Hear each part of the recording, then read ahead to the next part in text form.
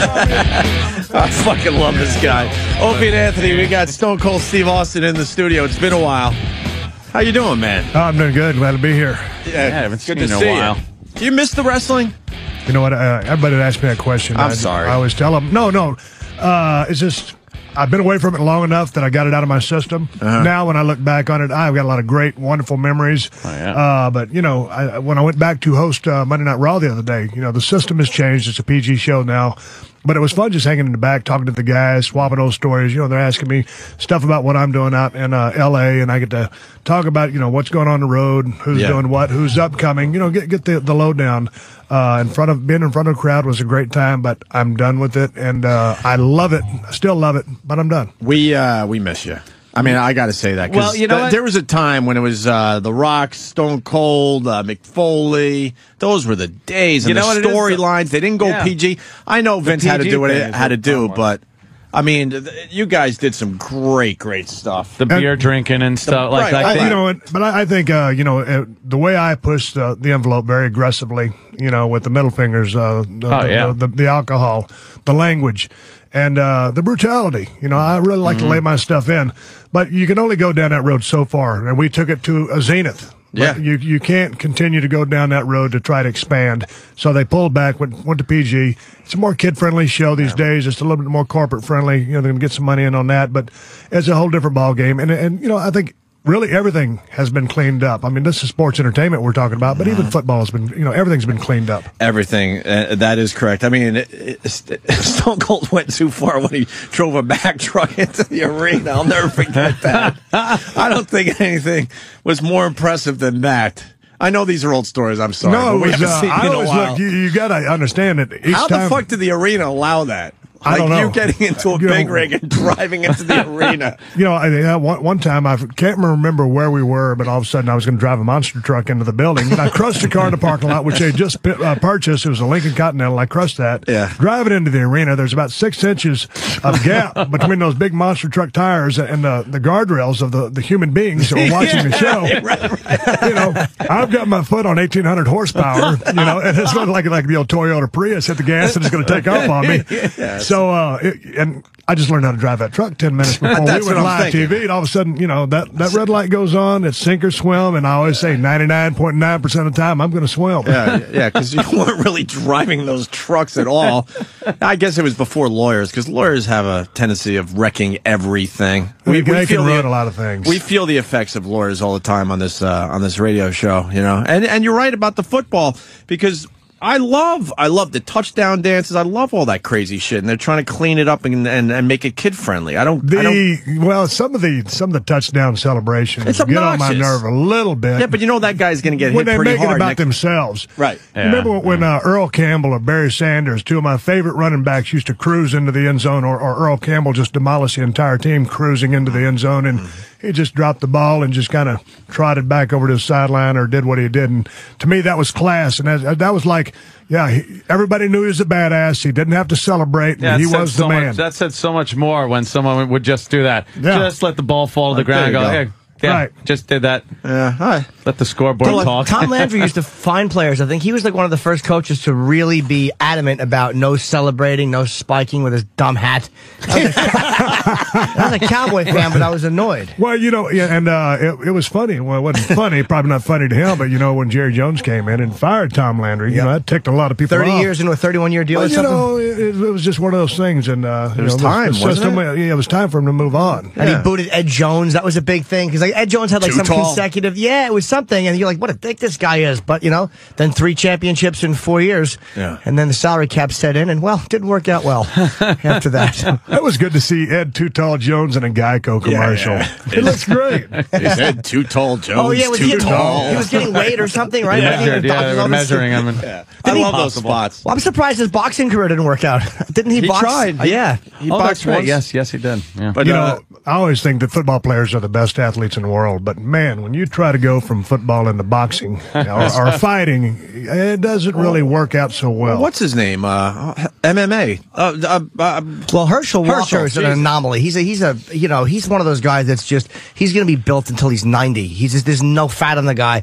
But even him, I think, in high-level MMA competition would have a problem, even though he's in amazing shape. Yeah, at high level, he got on the bandwagon a little bit late. I know he's always done his karate and all that stuff, and great respect for Herschel Walker. I'm a big fan, but crossing over into that, I don't know how high he can take it. No, because pure black belts in MMA they're devastating fighters, but against those guys in MMA, you have to have a lot more, I think, than just being an amazing karate or martial artist. And let's point out that it looks like Stone Cold Steve Austin could still kick some serious Dude, ass. I'm looking at his hands the whole time. Your thumbs. You don't have to work out anymore. Why don't you enjoy your life? He's got thumbs like my femur. Dude, he can knock you out by slapping you. You're a big-handed man. I'm actually growing this thumbnail back. I was on the last movie I was filming in Vancouver. First day of filming, I got a cup of coffee in my hand, and I'm leaving my trailer to go get some makeup on. Yeah. And I slam my thumb in the door, not on the hinge side of the door, so it really hurts, and it actually shut the door. Oh, shit. And so I won't go into the list of expletives. Yeah, wow. And he pulled the trailer 20 feet before he realized. You know what you're doing? It's like Fred Flintstone, when they get a bump or something, it just kind of pulses and explodes like that. That was a great day at the office, and I'm just now growing that nail back. How big? Can I see how big? Like, if you put your hand up next to it in a fit. Oh, Jesus. It's like twice the size of yours, Jimmy. That's called a man's hand. It really is. Jimmy's. He should be walking me into a park and getting me cotton candy with hands that big. I'm like a fucking 8-year-old. See, we like to think we're tough guys until guys like you come in, and then we're humbled and we're like, oh, fuck it. Yeah, but come on. Whatever he wants to us if he wants to. I got to play a tough guy on TV for a long time, but and I'm a big fan of the UFC. I still watch WWE, but I'm a big UFC fan, and so like when who's your favorite? I'm a tough guy. Hell, those are the tough guys. Who do you like in the UFC? Man, I like a lot of them. There's an upcoming card we were just talking about. Man, GSP's probably my favorite fighter right now. Pound for pound, he's very, very exciting. Anderson Silva, I love that guy. Fedor, of course, he's not with UFC, but I mean, Fedor's one of my favorite fighters. I really, because I knew Brock, I worked with him, and I think he's such a special physical talent. When he gets through putting it all together, and if he can come back from this thing that he's coming back from. He's training again. People don't understand how badass that guy is, just as a human genetic wonder. Yeah. Was he scary? Was he scary in the wrestling world? Because, I mean, you guys are protecting each other, and you're not really. I mean, everybody that stepped into the ring with him knew that he was strong as a damn ox. That's just the way he is. And he's very explosive in it. And I talked to Randy Couture when I was filming Expendables, and I asked him a million questions about MMA and all that stuff. And he said the thing that surprised him about Brock when they fought was just how long he could extend. Once he threw a punch, it just kept coming. Jesus. And I don't think he was ready for that. Obviously, time is what it is, but would you have been interested in doing stuff like that, back in the day? Back in the day, if I could have started learning that, when I was 10. Right. Or, back in the day, if I would have been exposed to that, I would have loved to have it. I have the mentality and that competitive killer instinct. I've got the mental capacity for the disposition. That being said, I'm not saying I have the physical talent. Right. Well...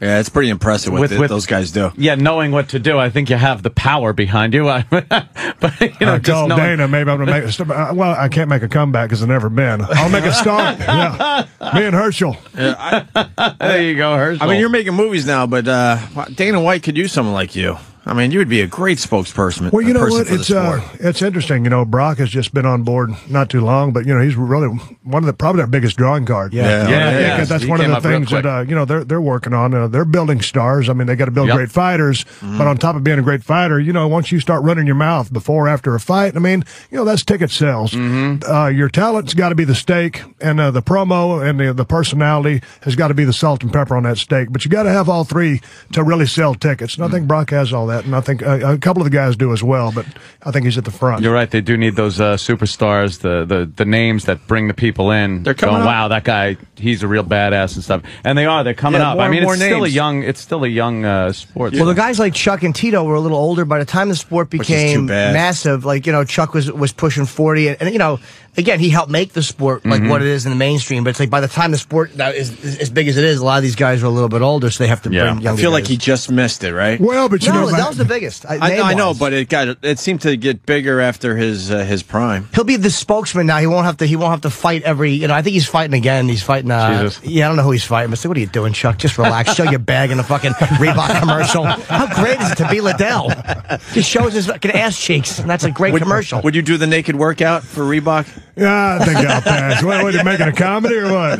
Did you see the ad we're talking about? Yeah, I saw it. I was doing a show in L.A. and they showed a clip of him. I guess him and his girl. He was doing some leg presses. Yeah. that's all I haven't eaten breakfast yet. Yeah, exactly. I didn't need the behind I don't the know view if I want breakfast. Did you see the pull-ups from behind? That's where you saw his cheeks and his fucking bag. I was like, wow, that Liddell is in good shape. And how do you spot a guy nude from behind when he's doing chins and he can't get that last rib? You just kind of goose him in the sack or the ass. I get him up one more. Come on, one more.